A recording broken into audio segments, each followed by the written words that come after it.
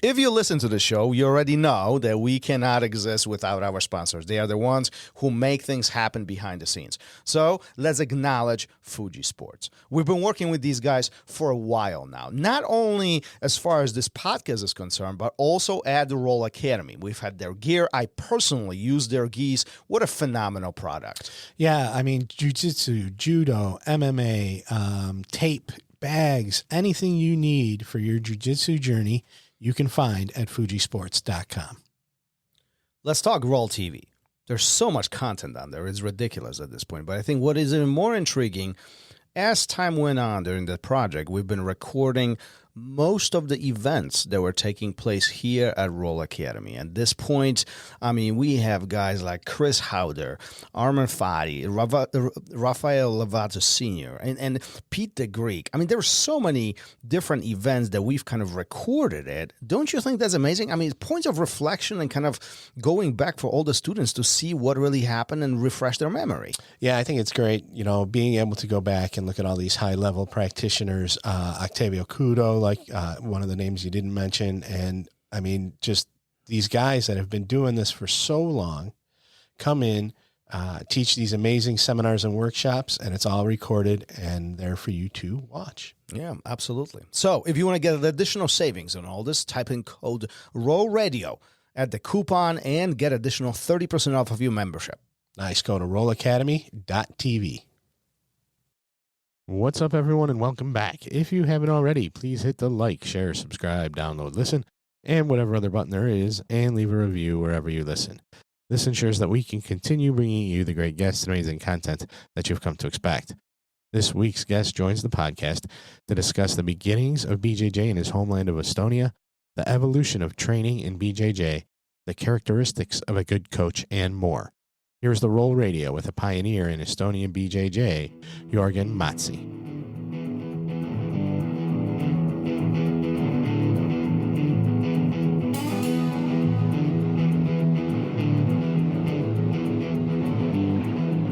Welcome to RŌL Radio.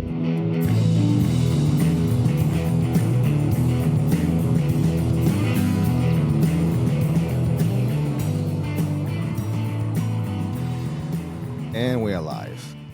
Episode 220, and I am joined by Jorgen Matsi. How are you, sir? How are you doing today? Thank you for sticking around. It's quite late on your side of the globe, isn't it? Yeah, it's 10:30. So, but it's actually a good time to record. The kids are in bed. The house is quiet. So it's not my first time I do it like this, close to midnight. Is that the quiet house? Is that the best time of the day? Yeah, usually yes. Although I do have to get up quite early most mornings, so usually I just tend to go to sleep. So I've kind of grown past the this is now I will do all the things that I couldn't do previously, because being middle-aged now, like the length and quality of sleep is paramount to daily functioning. So yeah. But sometimes it's good to record a podcast in the middle of the night. That's right. Excuse me. Oh, I have a little cough. One of the things that I noticed on you as I was getting ready for this conversation, one of the things on your Instagram, right off the bat, on the very top, it says dad jokes and ninja skills. Is that the theme for you for life? Yeah, sure. It's I do have 3 kids, so I do love occasional puns. Obviously, now that you mention it, I can't think of any good ones, but straight out of the bat. But it's kind of I do love a good pun, and then usually when people cringe, then I say like, hey, I have 3 kids, I can allow it. So and ninja skills, that's kind of grown past the taking the martial arts and combat sports like too seriously. I consider it now a hobby, even though I still might compete in jiu-jitsu one day.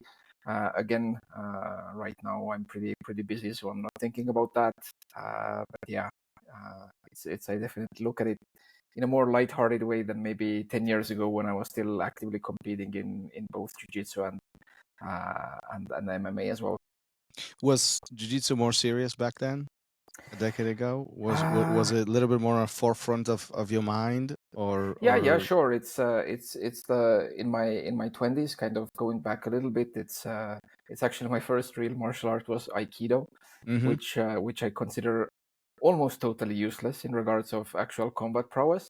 However, one great thing that I do have to give credit to Aikido is that I became so good at break falls that once I got past the initial stage of rolling when I was pushed, when I was either thrown or swept, that I actually learned how to resist stuff.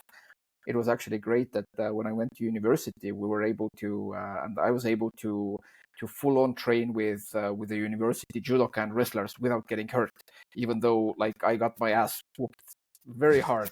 So, but I could save myself from getting injured, getting hurt, and this I owe to the breakfall training which I had in Aikido. But then in my 20s, basically, it's like from I'm 41 right now, so being aged like 20 to 30, it was like the serious training time, and we did train like 8 to 12 times per week. So it was pretty serious part of my life. Yes. that's a lot. 8 to 12 times a week. I mean, that's a lot. That's multiple sessions a day. Yeah. We usually like it's I felt that kind of 8 to 10 times per week was like the most that I could tolerate, really. Like 12 was a rare occurrence, maybe in very hard competition prep or something like that. But I was kind of somewhat of a, I mean, I was a hobbyist to a degree because I didn't earn money with competing really, and even though it's called pro MMA, if you're getting paid something, then this something was very little amount back then, and especially in this region. I did love the sport. It's like throughout my university years and first years working, that was definitely like one really large part of my life, and me, and I think I'm the first Estonian on the show, so maybe you can get Priit Michelson on at one point. Like he's one of the founding fathers of Estonian BJJ, Mm-hmm. together with Martin Aedma, who was his student, but who got his black belt as the first Estonian in 2010, and I'm a black belt under Martin Aedma, who's now residing in Finland, who's probably the most famous Estonian black belt BJJ player. Even though Liisi is currently active, Liisi Vaht, who's competing in one as a grappler, one championship. So Estonians are out there, but I'm kind of the second generation, so to say, of the people who started in early 2000s. But we were all training together and kind of dragging the sport along here because nobody had heard of it. Like there was only traditional jiu-jitsu and Thai boxing was starting to come up, but it was mostly like karate. Obviously, it was judo, but nobody knew of jiu-jitsu, nobody knew of mixed martial arts. So we were kind of bringing that to the public consciousness of people in the early 2000s here in Estonia. Yeah, but even in US in early 2000s, MMA and jiu-jitsu was not that popular either. I mean, we are talking about very beginnings of this, right? I mean, UFC 1 was 93. Yeah, So this yeah. is 7-10 years later. So I even like reflecting back, the popularity here wasn't that big. I mean, today it's tenfold. It's huge in comparison to that point of time. So I can only imagine how you guys were, what your perception was. I would imagine that the circle of jiu-jitsu or MMA was much smaller in Estonia than what we are thinking here in US, right? Yeah, of course. It's I mean, to give a reference of the size of Estonia, it's I live in the second biggest city, which is called Tartu. It's like the big university town, and it looks very much like the stereotypical Estonian small university town, but it's the second biggest city in Estonia, and it has 100,000 inhabitants. So that's Estonia for you. But that Yeah. also was really cool in that era of let's say 2002 to 2012, which was kind of the starting era or so in Estonia. And that in the beginning, like 2002, 3, 2005, 6, we were a really tightly knit community, and we were training together all the time. Everybody was just eager to learn, and also it was the time that when somebody conducted a seminar, like even when we did it ourselves, like somebody had watched a grainy VHS rip and got some new information, and they did a seminar, like a weekend seminar. Then basically everybody who had the chance came around to participate in the seminar.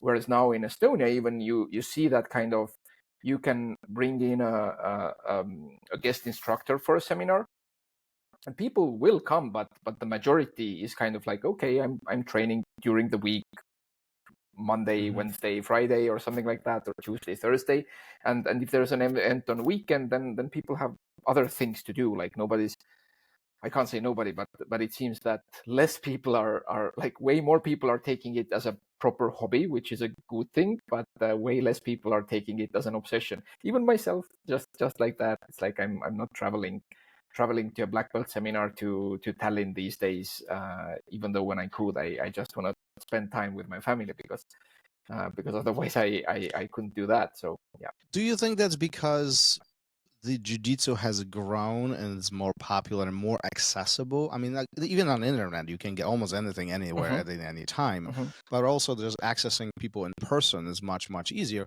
Or is it more that we just got older and our priorities have changed? I think, I mean, if we look at, let's say, middle-aged people, then of course the priorities change. But even back then, like the older practitioners who did were also kind of really hungry for new knowledge, and it was really fresh. But now it has become somewhat of a mainstream hobby, which actually I think is a good thing. And the abundance of information in the internet definitely plays a role. It's not like, and this is also a good thing. It's like, I even, without naming any names, I've, during my time running Võimla, which translates as the gym, which is kind of my home gym, and this is in Tartu, and this is what I have in Estonia, is that my home gym is the oldest gym, kind of officially founded in 2004, even though we started dabbling in those things a couple of years before.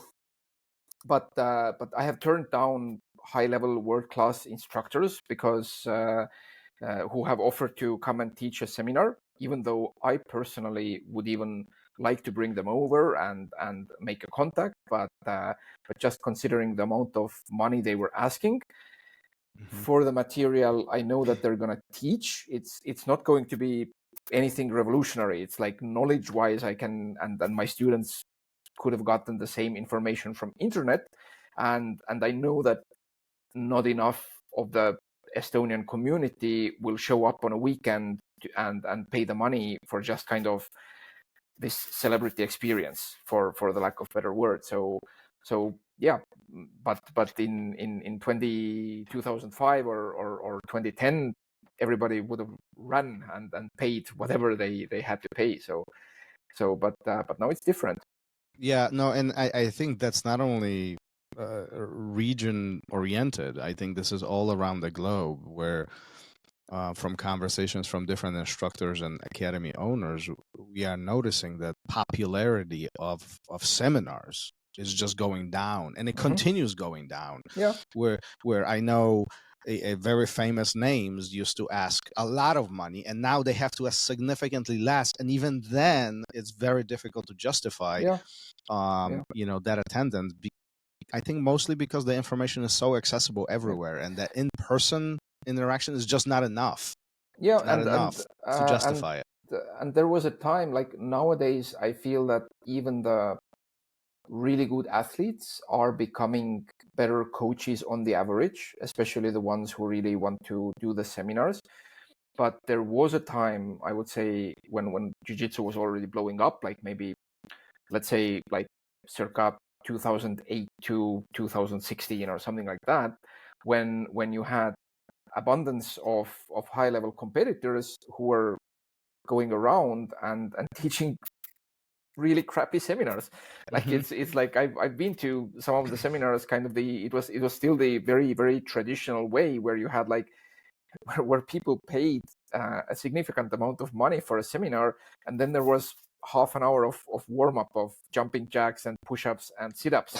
So people paid for somebody to tell them to do push-ups and sit-ups, right? For half an hour, and then there was 3 disconnected techniques and maybe a story about the athlete's career and maybe sparring, and then a couple of guys could maybe also spar the person teaching the seminar, and that was it for like a 2-hour class, right? So it wasn't very worth the money. And what is really unique for jiu-jitsu, and what is also kind of driving the unfortunately driving the price down for also really high level coaches and athletes, is that there's an abundance of really thoughtful amateur coaches who just enjoy, for example, going around and kind of doing it as a semi-vacation, for example, and then also teaching a seminar.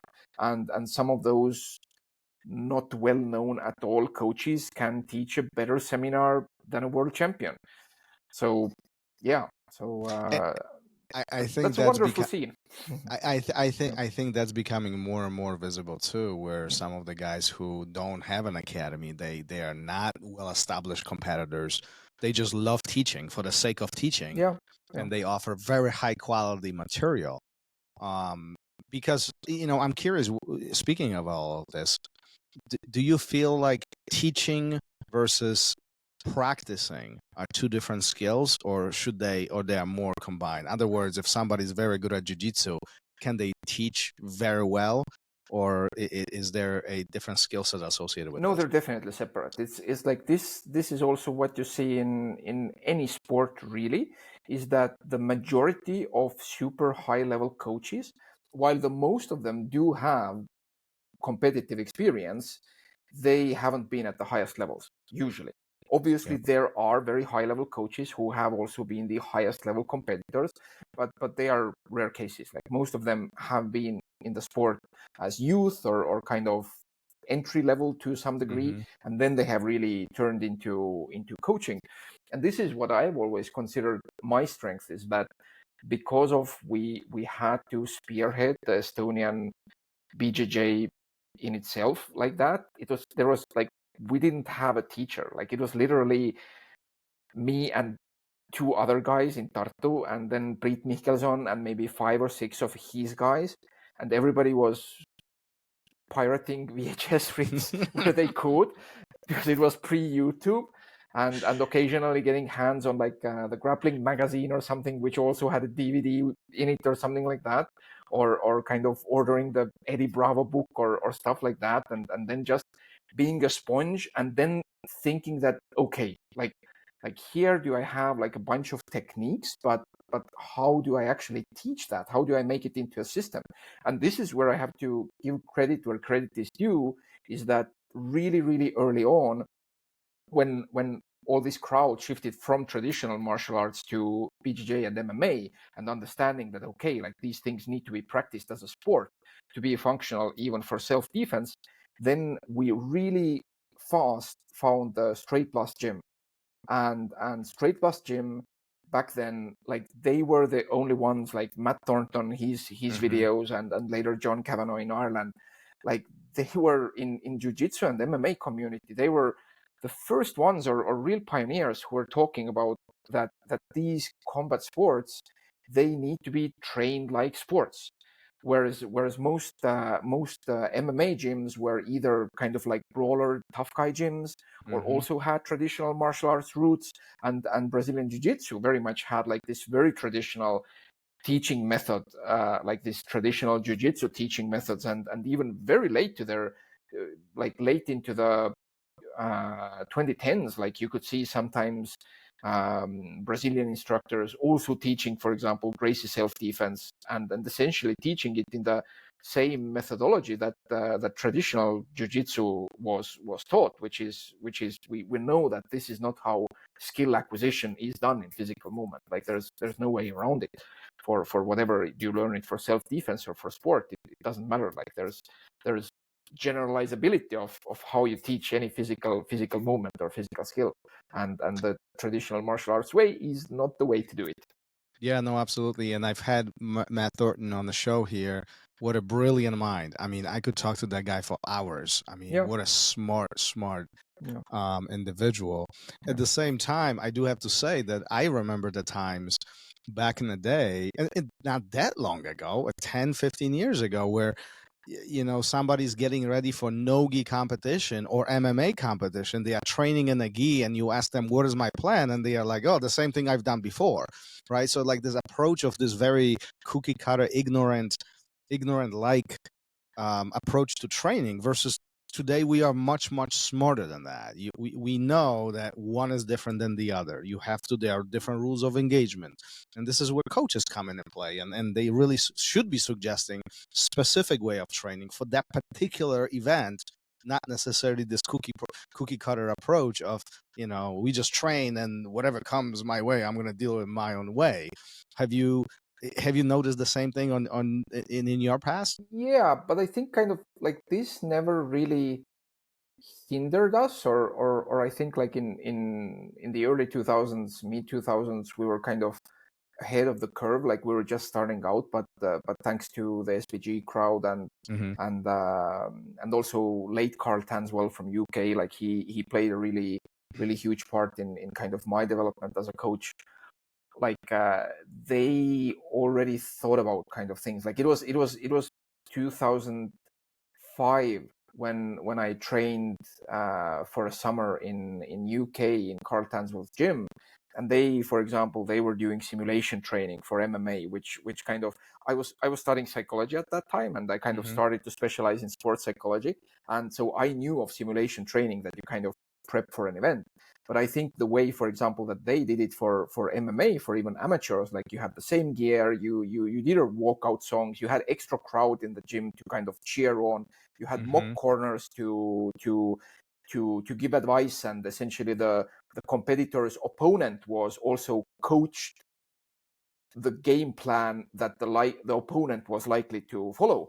Like, but in MMA circles in other places, like even in Scandinavia and Finland, where we also learned, like these methods were rarely used at that time. So to us, kind of the fact that you had to specialize and you had to kind of think about what is the core that kind of generalizes between MMA, no-gi and gi, and then to when to branch out and when to narrow in. Like this, we had the head start in that sense, that we didn't have this old baggage to get rid of. Like this is right. This is already where we started from, because with the help of SVG and also me and the fellow coaches, like really being young guys who kind of really put a lot of thought in it, and kind of we thought about the pedagogy and psychology and all the disciplines there, and kind of we thought about really hard and talked to different coaches about also physiotherapy and general physical preparedness. And we,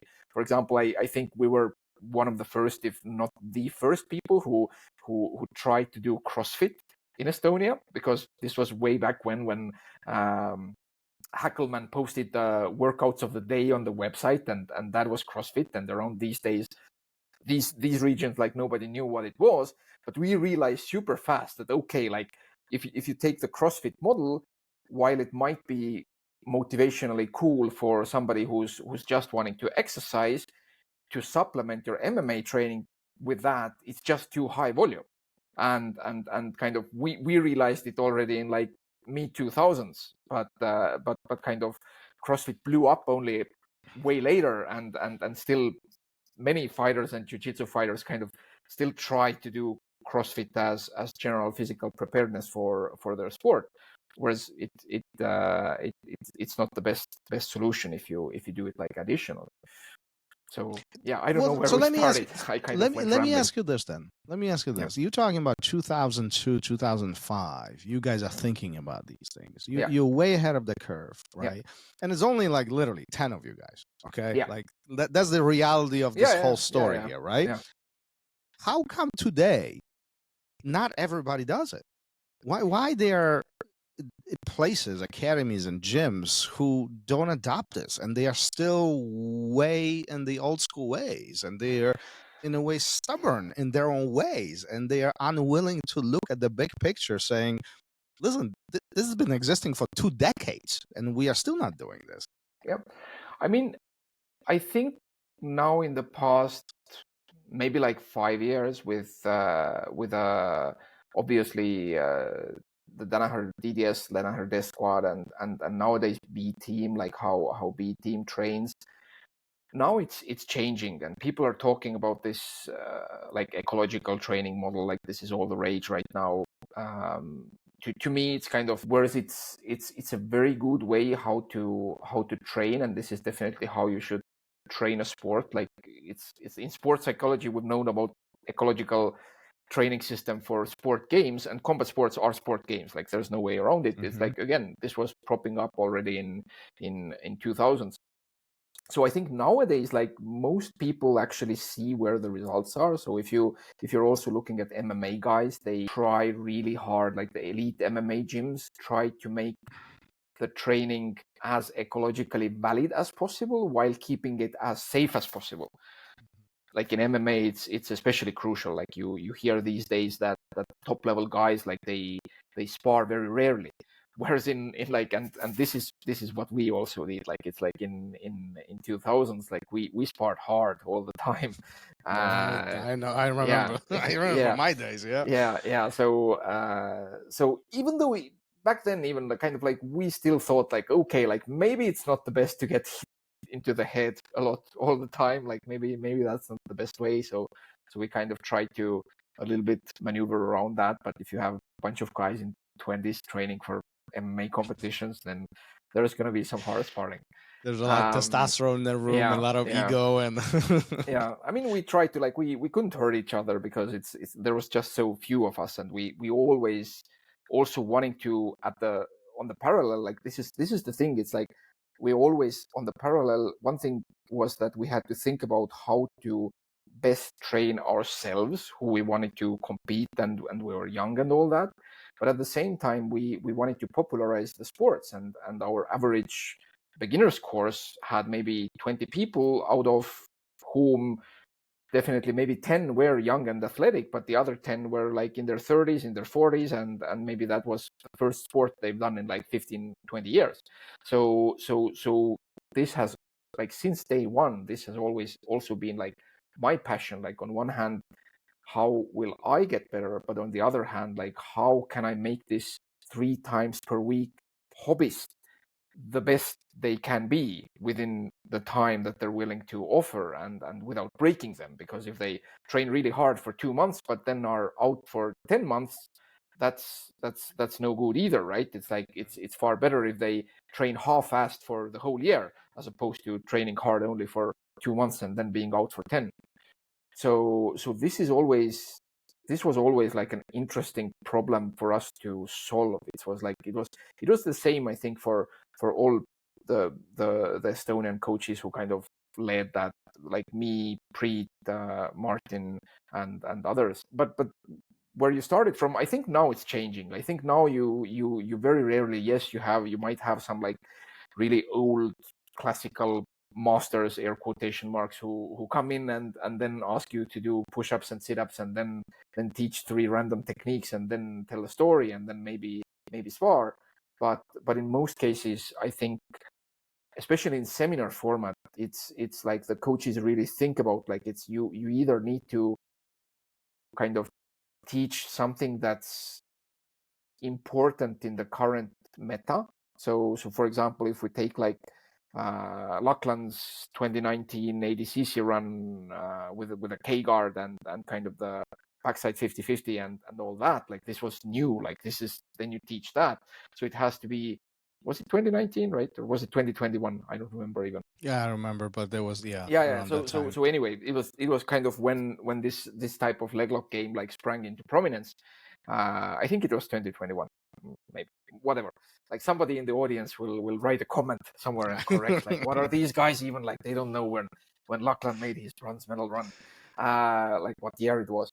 But so it's either something new that's coming up in the meta, and this is, I think, a wonderful thing in jiu-jitsu, that you still get those things, that you can actually kind of discover something that is revolutionarily new. And this is what keeps jiu-jitsu exciting for me personally, is that me now, as a 41-year-old hobbyist black belt, I can watch a Joseph Chen Instagram story and see kind of like, oh my god, like where has this been my whole life, and then go to class and try to emulate that and already put it into practice. So this is what makes jiu-jitsu exciting as a hobby sport as well.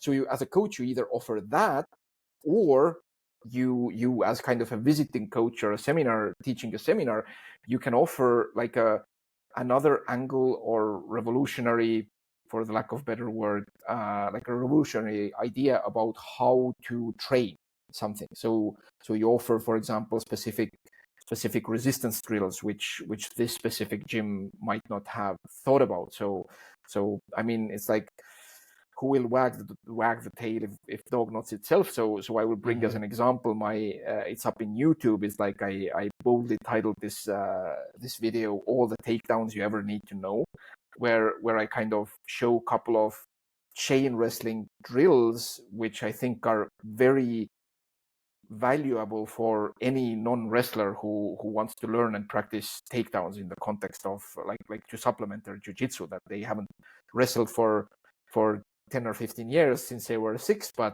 they might want to start like once per week or 2 times per week, kind of at the open mat, to also get some takedown game. So you can't learn in the same way as young wrestlers learn. It's like it will take a whole lot of time, and you will break yourself if you start this as an adult. So I came up with these specific playful drills that you can integrate into your warm-ups and practice, and so this is an example that, okay, like I can visit as a coach, and then I can teach that class, and people, they might not kind of start to do the exact same thing, but I hope I'm gonna kind of like broaden their horizon a little bit, that they will see like, oh, okay, like wrestling can be learned also like this, and these are the exercises that I can do to improve my wrestling. So these are the kind of the 2 valuable options that a visiting coach can do, because like we already said, like information is so prevalent in the internet. If you just go and teach a basic armbar, like what's the value in that, right? It's the local gym can well do it on their own as well. Do you think that we are oversaturated with information? Like I'm listening to your story, and from one side you are brought up in the environment where there's really 10 guys who don't have access to any information. You're pirating tapes and getting ahead of books, and trying to meet the ends meet.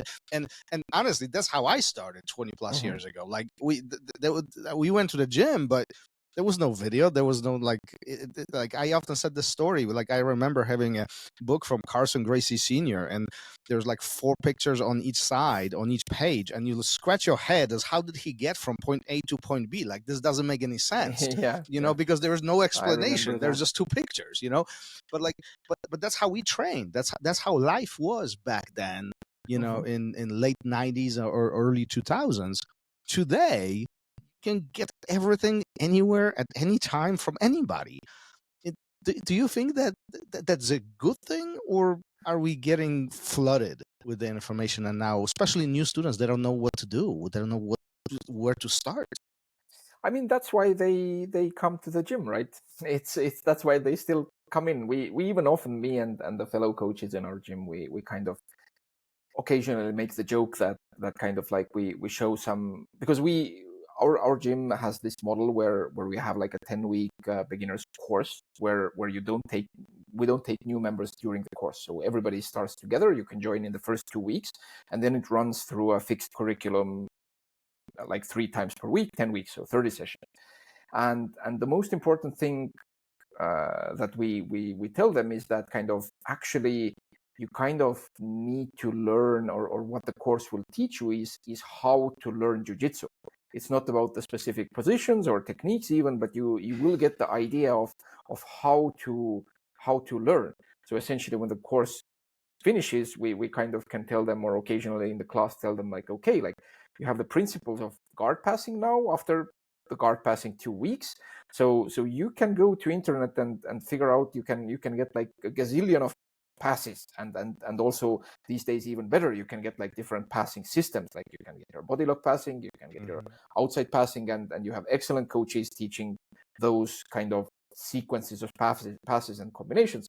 So please keep coming to the gym and paying the monthly fee, because essentially you if you would put, and this is also what we tell everybody, is like we actually encourage that if somebody has the chance and has the means and wants to, like basically after you finish our basic course, if you really want to, you can go into another Estonian town and open up the gym there and teach the same things. Like you will have a 3-month head start ahead of everybody else in that village, and you will start as an enthusiast, just like we started in early 2000s, only better because you have access to internet and you have us as kind of fallback resource. So this is doable. It's kind of important thing is that the person thinks about how to learn. The specific techniques or those things, they don't matter in my opinion. I've never been of. I know there are still some schools out there that want to kind of grade and assess jiu-jitsu like they do in judo, where you have a specific collection of techniques that you need to present in your belt exams. And I know there are gyms and schools who do the same thing in jiu-jitsu, but this, like, we've never looked at it this way. And I think in several top gyms, like, it's like, go ask Craig Jones what he would think about like having a technique by technique curriculum for blue belt and purple belt and so forth and so on. I don't think this is the way to go. Take me back in time a little bit. Take me back to that 2002 to early 2000s. There's 3 or 5 of you in wherever you are. And it was like a small in Tartu. It was a small matted basement. Well, paint the picture for me, because the reason why I'm asking it today, today most people, even in less accessible areas, the jiu-jitsu community or jiu-jitsu picture is very different to what it was 20 plus years ago when you are describing it. And I think a lot of people don't appreciate it as much as you do or as much as I do. It's a very different world today. Paint me that picture. Where did it start, first of all? What was your first day like? The first gym that we actually, so the story goes that kind of like Priit in Tallinn, which is the capital of Estonia, like he was doing Wing Chun, and he was kind of starting to do this ground fighting stuff, seeing the early UFCs, and he started with his first Wing Chun students, and then Martin, who was a young guy back then and later became the first Estonian black belt, like he was the first Estonian to say like, okay, like, to the hell with this traditional martial arts crap, and I'm just going to focus on jiu-jitsu. So he was kind of the first Estonian to do that. But then there was me and my co-founder, Indrek, who's just, he barely does jiu-jitsu these days because he has a bad knee, but he's actually a philosophy professor in University of Vienna right now. But we came to university, like we were both just out of the Estonian mandatory service. We were both out of that, and we came to Tartu in 2003, and he had trained a little bit before, and I had kind of dabbled besides Aikido as well, like enough to realize that Aikido didn't work. And then we decided that, okay, like we're gonna try to train like 3-4 times per week in the beginning. And this was in the basement of a school. To a degree, we as Estonians have been spoiled since the beginning, because compared to even US and definitely compared to UK, for example, Germany is a bit different, because Germany and Scandinavia have also really good gyms. But we in Estonia, like judo gyms have always been good, and always like the facilities have always had like showers and stuff. So also in a school, like the room was kind of damp and small, like it was like a small judo hall in a basement with like those green judo mats, old judo mats. But you still had you had decent showers there and decent changing rooms and all that. So it wasn't too bad. Even though the funniest thing that happened kind of really early to also show kind of how Estonia was in late 90s, and as it was in the basement of a school, there was no proper ventilation. So there was a literal hole in the wall, kind of like a what is it, like, I have no idea about imperial measurement systems.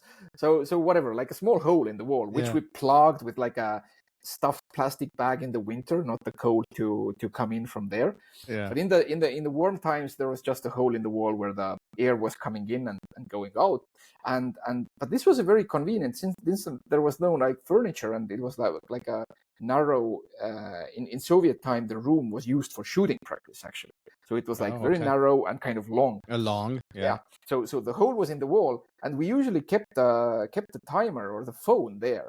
So kind of the phone was it wasn't a smartphone back then, kind of a semi-dumb phone, and we were running the rounds from there, and it was used as a shelf, like this hole. This hole in the wall. And then at one time, I think it was late spring, like May or something, and we were running the practice, and the phone was there. Like it was my, I don't even remember, was it my phone or my co-founder's phone? And from the outside comes in a hand, takes the phone, and there goes the phone. And obviously we kind of like by then there was more of us. There was like maybe 10 of us, so like 10 jiu-jitsu guys run outside, but we kind of had to run out of the basement around the room, and obviously nobody was there anymore. So the phone was gone. Yeah, phone was gone. Somebody got a new phone. Well, that always creates good memories, but there. From that gym, we already moved into like a really spacious. Yes, it was like a Soviet era gym, but the mat space was like I think like 200 square meters. I have no idea what's it in Imperial. It's all right. So it's a lot. So kind of the mat space has always been pretty plenty, and even though we kind of the when we really started out, it was like three friends, like three who of us who had went to the same high school together, and then for the first like 4 months or so, there was one guy who came to check out jiu-jitsu, and this one guy was changing every 2 weeks. So there was one person who came in, tried it, told it was super cool, he was going to stay training. Someone didn't come back after 2 weeks. Then there was a new guy popping up, and this went for like several months. But then in the early 2004, we decided to totally ditch the parallel activities in my Aikido and Indrek's Wing Chun, and only focus on MMA. This is when we founded our own club in 2004, like officially founded our own solo or our own endeavor, and then we focused on that. And then already we had like in our club we had like beginners groups of like 10 and 20 people, and then by the time I would say like 2009 rolled around, then already we had like beginners groups of like 30 and 40 people, advanced classes also like 20 to 30 people, always on the mats. We were running big summer camps when there was like 100 people showing up for a summer camp, like majority all over Estonia, but already Scandinavians came to visit, and yeah, so it got really going. And then also like the first MMA match, like a refereed real MMA match in Estonia, was held in 2005. The first actual event was held in 2006. And then I think 2008, 2009, and then finally 2010, when it was first time in the cage, like the proper first Estonian MMA league started in 2010. This is also where I did the majority of my my matches. Hold on a second. So you said something interesting that caught my ear. You said first refereed MMA match. So prior to that, there was no referees. No, it was kind of like the no, like it's it wasn't like have you heard of Finn fight, like what the Finns had? Like I think they had like I think Finn fight was like the longest, like this was the competition that for the longest time went like full Vale Tudo rules. So kind of everything allowed, like headbutts and everything. I don't know when the last event was, but they started in, I don't remember, like in the 90s already, and then had it, like it wasn't that brutal.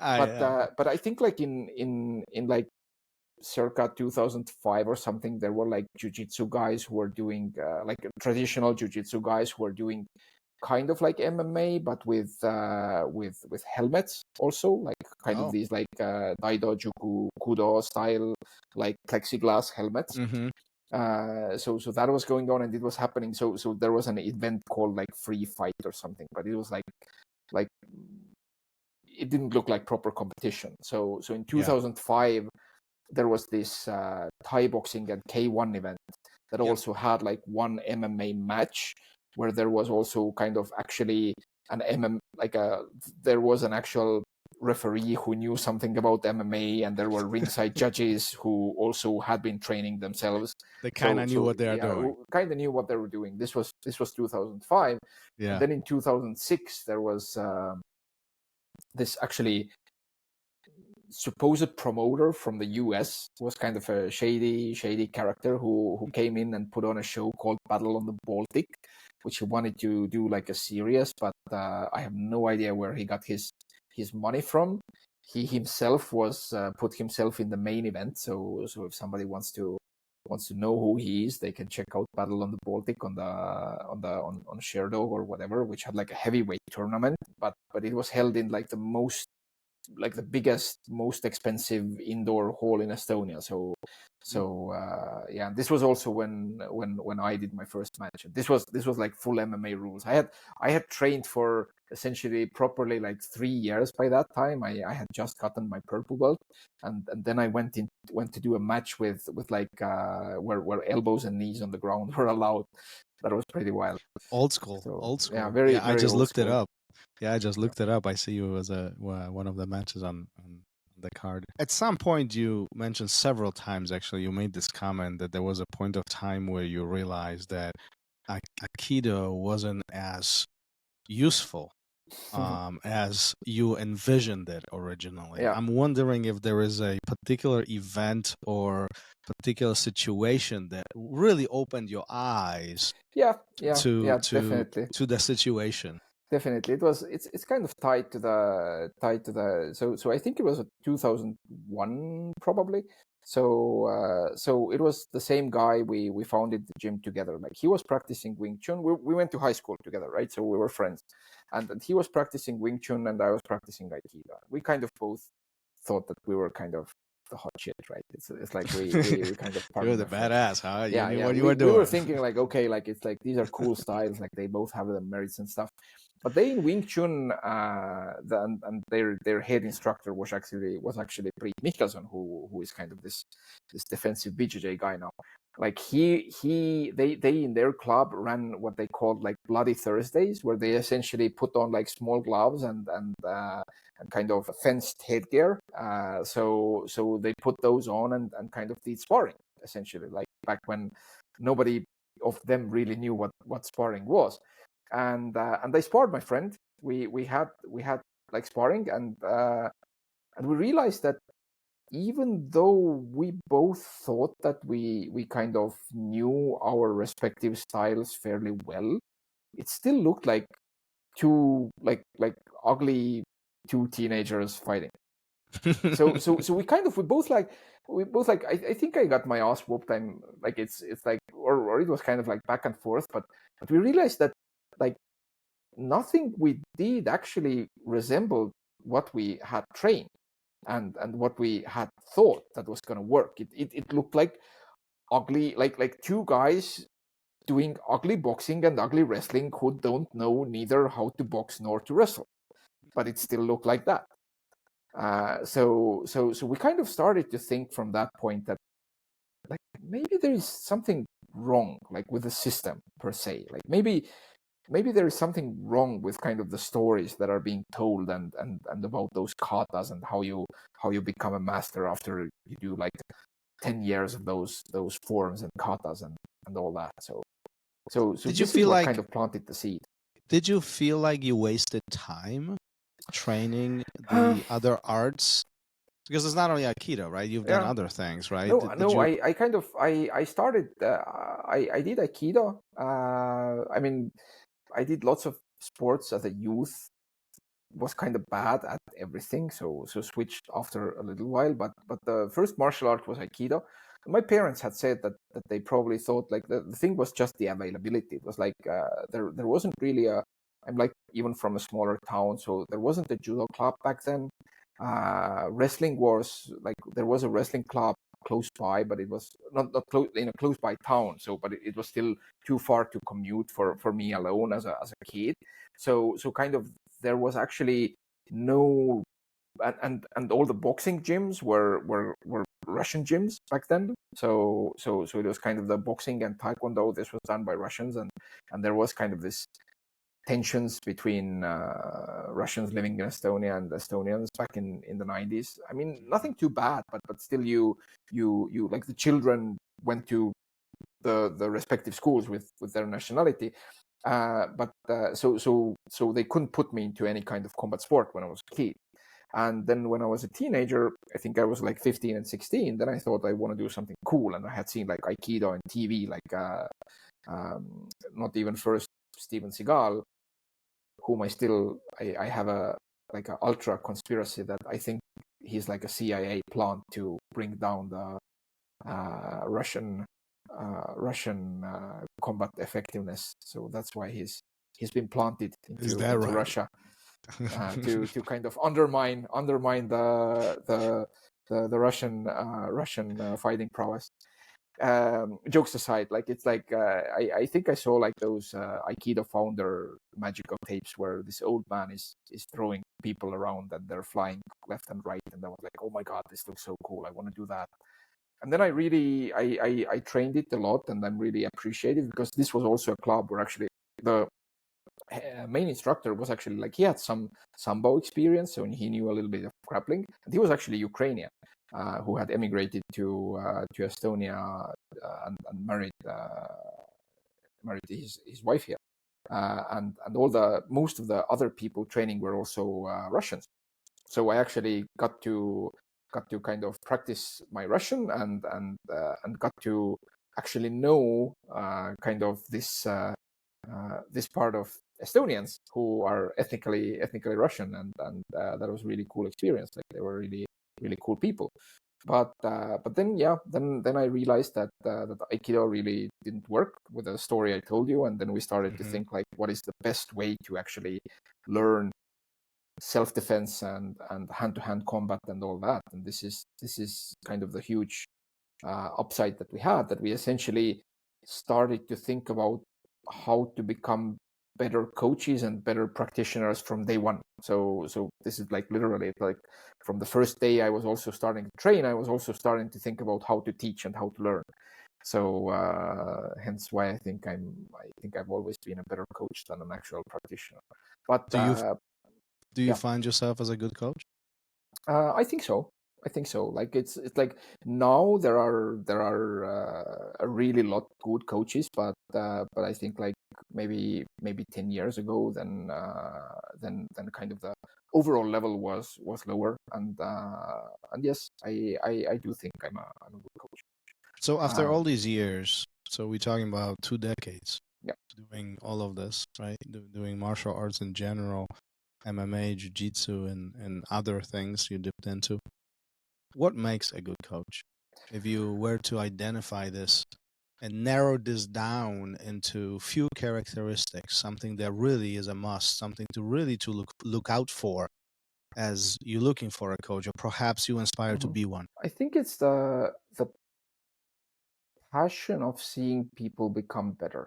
Because for whatever reason, like this was always a super interesting problem for me. Like I told before, like it's like, how can I like how does the training need to be structured so that this hobbyist who comes in 3 times per week, like how can they get the most out of it? Like this has to be an interesting problem for people, like how to improve coaching, how to tailor it for different groups, how to kind of balance this. Obviously you have to balance the intensity there, because with combat sports, if you go too hard all the time, you're going to break people, right? So I think kind of this as an interesting problem to think about is something that's crucial to become a good coach. And then also this kind of getting this joy out of people actually getting better. I think for myself, it's been always kind of this coping mechanism. It's I to a degree, yes, it pains me, but I really enjoy when my students become better than I. So why does that bring you joy? Because it means that I've done a good job. It's like it's I always kind of I mean, the most prevalent these days, it's kind of I like to be or kind of somewhat provocatively, I like to say that that especially kind of older and heavier guys, like they shouldn't focus on half guard bottom. And I know there are a lot of coaches who say that, oh, like if you're older, if you're not so flexible, if you're kind of on the bigger side, like then choose half guard. Like half guard will be like your guard. And I fully disagree with that. And with that, I always kind of I have a YouTube video on half guard passing on the Globetrotters Academy where kind of I have this Globetrotters Academy where I have taught seminars in Globetrotters camps. So I always, when I actually like to play half guard bottom myself, and I used to do it a lot when I was a purple belt. But I think half guard bottom is like a mechanically disadvantaged position. And when I see even like blue belts like struggling in my half guard, like it's like I maybe sweep them like once or twice, and then I'm gonna stop the round and tell you that, okay, like I'm gonna regret this really soon, but I'm gonna show you like that you shouldn't get swept like that. Yeah. And then I teach it to them, and then I regret it really soon, because it's like, especially if you have like a bigger guy on top of half guard and they know how to stay on top of half guard bottom is a miserable place to be. But there is some masochistic joy in that, sitting then in that half guard bottom, getting your jaw crushed with a good crossface. Do you feel like there's a little bit wrong with all of us by doing what we do? Meaning having this desire to get smashed and choked and, you know, submitted in some sense and beat up, because ultimately there's a lot of wear and tear that comes with jiu-jitsu. It is a full physical contact sport. No matter how gentle we take it, there will be still impact. Do you think we all a little crazy there? Like, especially me coming from the background of psychology, and I would say no, because it's like if somebody is I think like humanly actually very prevalent, like there's no point in saying like everybody's a little bit crazy, because I mean, yes, you can say it and you can use a like a language construction like that, but it kind of loses its meaning. Like if like half of the world is crazy, then what is crazy? Then we're all normal, like, right? Yeah, then we're all normal, exactly. Yeah. And I want to bring up 2 points in relation to that. It's like, I think jiu-jitsu as a sport or a discipline, whatever you want to call it, I think it's currently in a really positively unique place as a sport, and it shows, because you know, like last Masters Worlds had like over 10,000 competitors, right? So it's like, I think people should think less about making jiu-jitsu a spectator sport, because it's like jiu-jitsu in the Olympics, like it would be just as boring as judo in the Olympics is, or wrestling. It's like, yes, you have your cool highlights, but most of it is boring even for the people who do it. So jiu-jitsu is the same, but we should appreciate that it's the competitor sport, and it's a good sport to do. And the point I want to bring up is I really like Chris Hauter's. Have you had Chris Hauter on? Oh, we had Chris Hauter on the show. Yeah, okay, I had even Chris Hauter in my academy for seminar. Yeah, so I love Chris. Yeah, me too. It's like I brought him over for a seminar here in 2019, I think it was, or 2018. Really cool. Like I hope he will visit Estonia again. But he has this idea that jiu-jitsu is kind of unique in the sense that it has the. He says that it's like you should do jiu-jitsu in a way that, let me remember it, it's like you think street, practice sport, you think street, train sport, and practice art. That's what it is. Art. Think street, train sport, practice art. And my interpretation or kind of how I understand it is that jiu-jitsu quite uniquely has all of those 3 sides, because you obviously, for self-defense, you need some form of ground fighting, and you need experience grappling and ground grappling.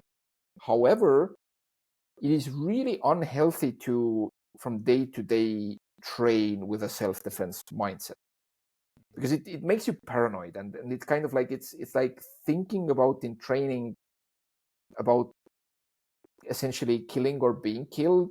I don't think it makes for a good environment and good relationships with your training mates and so forth. But you can think about it occasionally. It's like you don't practice. Obviously, we can't practice killing anybody, like actually practice, but we can think about it, how a certain position would work, for example. And really good example here is that I find that really good heuristic for practicing guard, and I think I got the idea from Ryan Hall, is that actually good guard is preventing you from getting punched even in a scenario where there is no punches.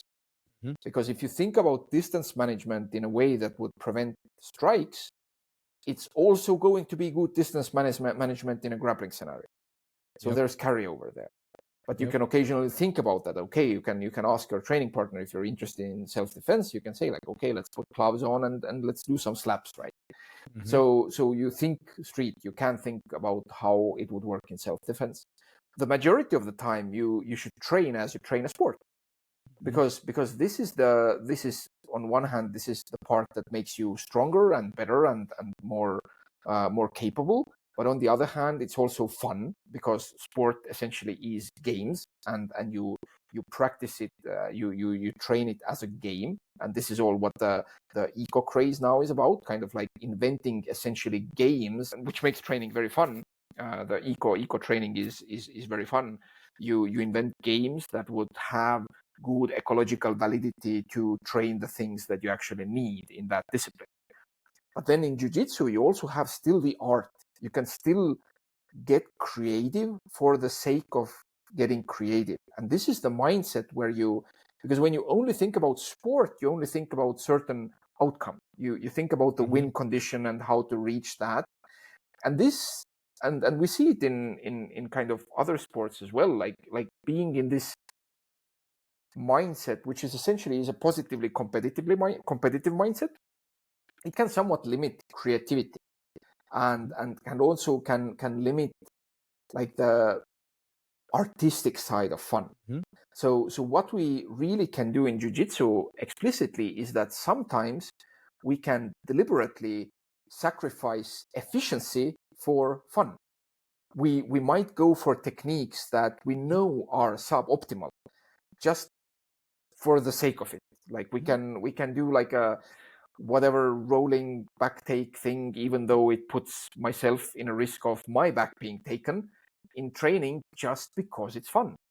And you see a lot of this when you compare today's worlds with worlds 20 years ago, where now is extremely strategic with an objective to win, versus if you look at 20 years ago worlds on any type of competition for that matter, in jiu-jitsu or arena, it was more creative. It was we didn't care about strategy as much. We cared more about this creativity, and it was much more fluid. Wouldn't you agree with that? Yeah, I think in competition it's up to debate, because if you look at like early 2000s, like Terere and Margarita and those guys going at it, they still go at it, right? But it was kind of you had like these isolated pockets of styles. So definitely the sport has evolved. But what I meant by that is that I feel like today we have you winning by one advantage, and there is no objective to move forward. There's no objective to risk it, because it's extremely strategic, right? Yeah, that's true. Versus 20 years ago, I think they went balls out no matter what. And you mentioned Terere and other names, and like even Hajar, like or Marcelo, right? Like their styles. It was competition between styles, not to gain a point or two, right? Yeah, I agree in that regard, and that's true. But you still get this playfulness in gyms that not only focus on competition, or obviously you have your competitively focused gyms, and then you don't sacrifice efficiency for creativity, or that's not that explicit, but you can still have that part. And this is also what makes it uniquely enjoyable for hobbyists and older folk, because you have this, like, what other sport there is, like, definitely, like, there are other sports, but there is no other combat sport where you can really come in as an unathletic 50-year-old or even a 60-year-old and still have fun, still learn, still get competitive if you want to. So I think this is one unique position or one unique advantage that currently Jiu-Jitsu has over really anything else.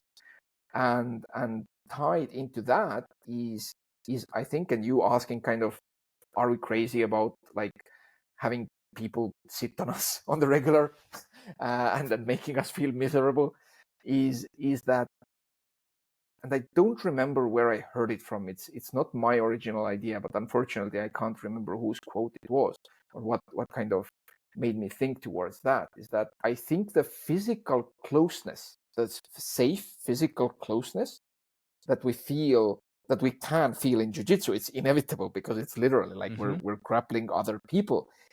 It's a very unique benefit because I think that being in the tree of evolution, the creatures we are geared to have this rough and tumble play on one hand, and also we have this evolutionary past where essentially the group like huddled together over the night not to get eaten and not to get too cold, right? And I think the modern world, especially the Western world, we have very little, especially for men, we have very little socially acceptable touch. Oh yeah. So it's only your really close family, and if you're estranged from them, or if you're a young man who doesn't have a partner, then it's kind of not okay to obviously like to touch other people, to be close to other people, and especially men.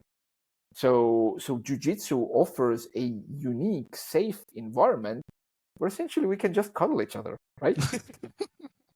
Well, that's why we do it, right? Yeah, exactly. That's the main reason. So it's like, yeah, it's highly likely that kind of it's not like there's all those things together. Like obviously physical extortion releases endorphins, but also kind of a good gym is where you can exert yourself, but at the same time you feel safe, because it's like you're having fun, you're feeling safe, you're together striving towards a common goal, trying to make each other better. So I think it's psychologically super healthy environment to be, if it's a good gym, obviously, because you can also have toxic gyms. Like I don't think kind of jiu-jitsu or martial arts is kind of magically curing toxic personalities. No, I don't think that. But I think the setup of the sport is such that, and obviously wrestling and judo would be the same, right? But jiu-jitsu is uniquely beneficial in that sense that it's far easier, due to the nature of the sport, to start as an adult, as opposed to, like, you don't really start judo or wrestling as an adult. No, I think the physical they're impact more, is exactly. It's too high. Way too demanding. Yeah. But there was one more component that somebody mentioned on the show as a unique value of jiu-jitsu, and they were talking about that jiu-jitsu might be, and if it's not, it actually might be the only sport or activity where you can train with the stars that you look up to. In other words, you don't see many basketball games where a average Joe Schmo who is retired can play with the best of the best, or any other sport in a similar fashion, versus in jiu-jitsu you actually have that opportunity. Short of being separated by ranks or weight. But if you've been on the mat for a while and you are a black belt hobbyist, you can enter worlds and you can compare yourself, or you can go against or meet some of the best of the best of the best, right? And that's not really seen in many other sports. Yeah, in competition, that's definitely unique. In regards to practice, I think it's kind of the same for all lovely fringe sports out there, like be it like bodybuilding, for example. You actually can go into, like, you can train with national bodybuilding stars. Probably you can buy a private lesson from them in every country. Sport climbing, obviously, judo and wrestling just as well. Like if you're an aspiring university wrestler, you can get yourself training with the Olympians.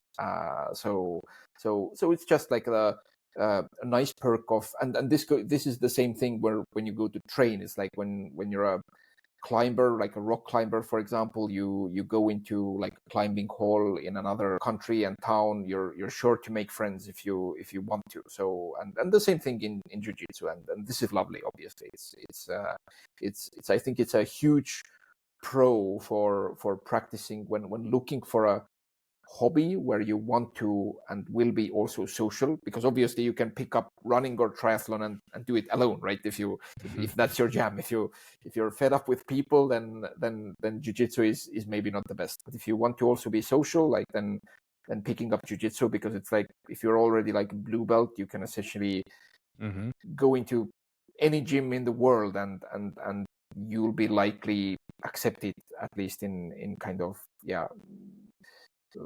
if it's a super competitive gym, maybe there's like restrictions, but overall you can go anywhere in the world. And this is also like when I travel to like wherever, like I haven't been across the pond really training jiu-jitsu, but in Europe when I've traveled around, I've always been like welcomed very warmly throughout. Yeah, and that's one of the years that I've benefits been of doing jiu-jitsu, this. I feel like.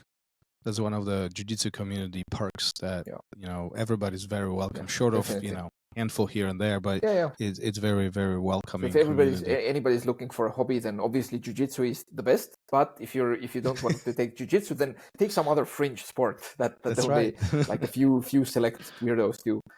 That's right. Jorgen, we've been at this for well over an hour. I want to be respectful of your time and your night. No worries. So before we start wrapping this up, what I do at the end of every episode, I have a question for you from a previous guest, but I had no idea who's going to be answering that question. Okay. And so think about a question in blind, right? So I think this is very, very, very fitting, since you've traveled quite a bit around Europe and the exposure you've had to different people, it's quite large over the last couple decades. The question is, what is the best place to train jiu-jitsu? Period. I would say, like, come to my gym, come to there you go. Even though I do have to say that I only go there in as a hobbyist these days. I actually starting like this year January, I kind of handed over the reins of the gym, because I felt that I have so much other stuff going on in my life, and I didn't want to stay kind of this old fart figurehead who is kind of involved in every decision process, but at the same time isn't fully on board all the time, and then kind of gets in the way and becomes a bottleneck, because I've seen it happening in other gyms. So I decided, and our gym has always been operating as a non-profit, so it wasn't really kind of like a business to hand over, but it was just I handed over the reins of a non-profit to my second generation of coaches, so to say. And I'm really happy with the decision. I've been like the joy I've had from training in my gym in the past, I would say since summer. I kind of took the first 6 months of the year to recover from the, let's say, like 20 years of burnout from coaching and running the gym. But now the joy, I go in the class and the purple belts, most classes are taught by brown and purple belts, and they're lovely classes. I go there and train as a regular student and follow the same, like it's a lot of it is kind of also this eco stuff. They're inventing the games, and I train side by side with a regular folk there. So this has been really lovely, and I think it's a really good environment, especially if you're like, obviously if you're like a brown black belt competitor, then there's not too, like, you get some depends on the weight class, you get some good rounds here as well. But if you're like a blue purple belt, then definitely coming for a few months to Tartu and training here. We have very good access to the facilities. You can essentially train twice per day on some days. And obviously Preet's gym in Tallinn is really good, and he has this Tom Manorm who just won his match at Kaizen in Holland. Like, he's a hotshot upcoming competitor, fantastic guy, fantastic instructor.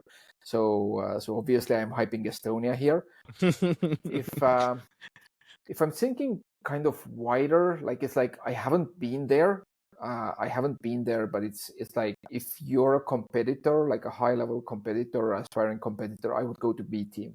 Like, it's like I haven't had any. I know, like, Tom from Tallinn, he has been training in B team, but kind of I see that they're really putting thought into like how to train. And obviously they're training super hard. So if somebody's kind of thinking about that, I think currently this is the place to kind of go do like a month or two, like a training camp style. If you're an aspiring competitor, I think that seems to be a good gym. And again, like probably like Lachlan's gym. I don't know Lachlan personally, but Lachlan is really, like, I already noticed him when he still had like less than 20,000 followers in YouTube and Instagram, and he's an excellent coach. Like Lachlan, super cool coach. His wife actually came to one of our summer camps in Estonia. I think it was around like 2015 or something like that. So I met her back then. So yeah, these are like the top gyms. Those are your top picks. Yeah. Like worldwide, I would love to visit B Team. I would love to visit Lachlan. But there are good gyms in many places and in like less well known names. Mjolnir in Iceland is one of the coolest gyms I've ever been. Like that's a kind of like a bucket list gym to visit, and they have like great instructors there. Like obviously Gunnar Nelson is kind of the most famous name, but the homegrown black belts in Iceland, they're super tough and really good instructors. So this is one of the coolest gyms I've been to. But other gyms in Iceland are also really good. I think this is all just summarizing the simple fact that guys in the US simply need to go across the pond and train a little bit more. Yeah, like obviously I just don't have experience about the gyms in the US. I'm just emphasizing. I mean, just in general statement, the Jiu-Jitsu is growing so fast in Europe, and many actually do think that it's comparable to what's in the US, if not getting better. Yep. It is becoming a very interesting dynamic. I agree. I agree. When you look at between the two continents. Yeah, I'm sure like there's probably I haven't been training there, but I know there's excellent gyms in Poland, for example. Like Poland is kind of they have a really long tradition in Eastern Europe, if not the longest in Eastern Europe of Jiu-Jitsu and having a lot of gyms, and they used to be like this only like really like MMA and kind of like tough guy gyms, but I know they're really thoughtful these days now. There are good gyms in Prague, in Germany, obviously. Like Germany has a lot of good gyms. The Netherlands, it's plenty of places. Awesome. Before we finish this amazing conversation, if anybody wants to connect with you and drop you a question and ask you a little bit more follow-ups on everything that we talked about, are you websites, social media, the easiest anything? is Instagram right now. It's I've been pondering opening up my website for like 5 years already, but I haven't gotten around to it. But yeah, it's I like following on Instagram. This is where I'm trying to limit social media, but so this has kind of stayed the place where I occasionally come to hang out and check out cool stuff. Also Jiu-Jitsu. So if somebody wants to drop me a message, like they can find me on Facebook or Instagram. That's probably awesome. The easiest. And as always, I'll make sure that all the links are included in the show notes. So if you guys want to connect directly, I encourage you to do it. What an amazing research. What an amazing resource. Jorgen, thank you for being here. Thanks for inviting. This amazing conversation. I mean, this is way cooler than I envisioned this. Like, I knew this was going to be a cool conversation, but this was awesome. Like, I'm so glad that you were able to share your life and your stories and your experiences and all the knowledge that you have accumulated over the 2 decades plus that you've been on the mat. So I truly appreciate it. Thank you. Yeah, it's like anytime if somebody wants to have conversations about Jiu-Jitsu or sports psychology, like this is my jam, right? We might have to do this again. We didn't touch a lot on Jiu-Jitsu psychology or sports psychology, so we might have to do a part 2 here. Dig in a little bit more into this. I would love to. All right. Let's wrap it up for today. Thanks for having you, and we'll see you soon. Okay, good night. Thank you for listening to RŌL Radio. If you enjoyed the show, don't forget to leave us a review and help us make the show even more amazing. For future episodes, check out our website and follow us on all major podcast platforms. Take care.